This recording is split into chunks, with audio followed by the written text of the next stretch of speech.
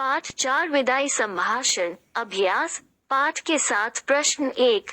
शिव शंभू की दो गायों की कहानी के माध्यम से लेखक क्या कहना चाहता है?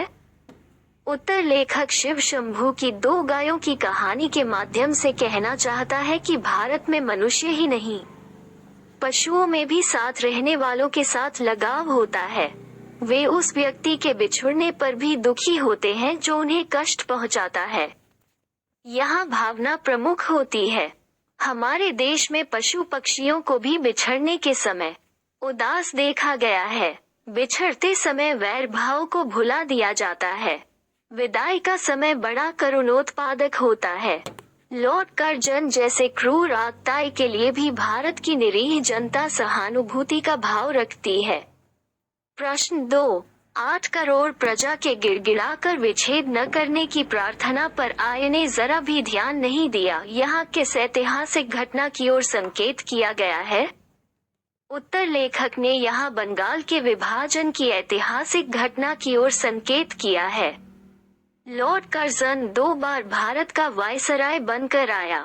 उसने भारत पर अंग्रेजों का प्रभुत्व स्थायी करने के लिए अनेक काम किए।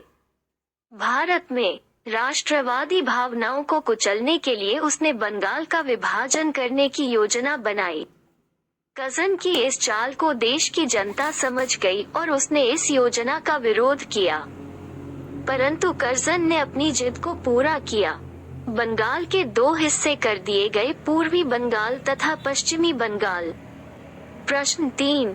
कर्जन को इस्तीफा क्यों देना पड़ गया? उत्तर। कर्जन को इस्तीफा निम्नलिखित कारणों से देना पड़ा। 1। कर्जन ने बंगाल का विभाजन राष्ट्रवादी ताकतों को तोड़ने के लिए किया था, परंतु इसका परिणाम उल्टा हुआ। सारा देश एकजुट हो गया और ब्रिटिश शासन की जड़ें हिल गईं। 2। कर्जन इंग्लैंड में एक फौजी अफसर को इच्छित पद पर नियुक्त करवाना चाहता था। उसकी सिफारिश को नहीं माना गया। इससे क्षुब्ध होकर उन्होंने इस्तीफा देने की धमकी दी। ब्रिटिश सरकार ने उनका इस्तीफा की मंजूर कर लिया। प्रश्न 4। विचारिए तो, क्या शान आपकी इस देश में थी और अब क्या हो गई? कितने ऊंचे होकर आप कितने गिरे? आशय स्पष्ट कीजिए। उत्तर। लेखक कहता है कि कर्जन की भारत में शान थी। दिल्ली दरबार में उसका वैभव चरम सीमा पर था। पति पत्नी की कुर्सी सोने की थी। उसका हाथी सबसे ऊंचा व सबसे आगे रहता था। सम्राट के भाई का स्थान भी इनसे नीचा था। इसके इशारे पर प्रशासन, राजा, धनी नाचते थे। इसके संकेत पर बड़े बड़े राजाओं को मिट्टी में मिला दिया गया तथा अनेक निकम्मों को बड़े पद मिले। इस देश में भगवान और एडवर्ड के बाद उसका स्थान था, परंतु इस्तीफा देने के बाद सब कुछ खत्म हो गया। इसकी सिफारिश पर एक आदमी भी नहीं रखा गया। जिद के कारण इसका वैभव नष्ट हो गया। प्रश्न 5। आपके और यहाँ के निवासियों के बीच में कोई तीसरी शक्ति और भी है। यहाँ तीसरी शक्ति किसे कहा गया है? उत्तर। लॉर्ड कर्जन स्वयं को निरंकुश, सर्वशक्ति संपन्न मान बैठा था। भारतीय जनता उसकी मनमानी सह रही थी। अचानक गुस्साए लॉर्ड का इस्तीफा मंजूर हो गया और उसे जाना पड़ा। यहाँ लेखक कहना चाहते हैं कि लॉर्ड कर्जन और भारतीय जनता के बीच एक तीसरी शक्ति अर्थात ब्रिटिश सरकार है, जिस पर न तो लॉर्ड कर्जन का नियंत्रण है और न ही भारत के निवासियों का ही नियंत्रण है। इंग्लैंड की महारानी का शासन न तो कर्जन की बात सुनता है और न ही कर्जन के खिलाफ भारतीय जनता की गुहार सुनता है। उस पर इस निरंकुश का अंकुश भी नहीं चलता। पाठ के आसपास प्रश्न 1। पाठ का यह अंश शिव शंभू के चिट्ठी से लिया गया है। शिव शंभू नाम की चर्चा पाठ में भी हुई है। बाल मुकुंद गुप्त ने इस नाम का उपयोग क्यों किया होगा? उत्तर। शिव शंभू एक काल्पनिक पात्र है जो भान के नशे में खरी खरी बात कहता है। यह पात्र अंग्रेजों की कुनीतियों को उजागर करता है। लेखक ने इस नाम का उपयोग सरकारी कानून के कारण किया। कर्जन ने प्रेस की अभिव्यक्ति पर प्रतिबंध लगा दिया था।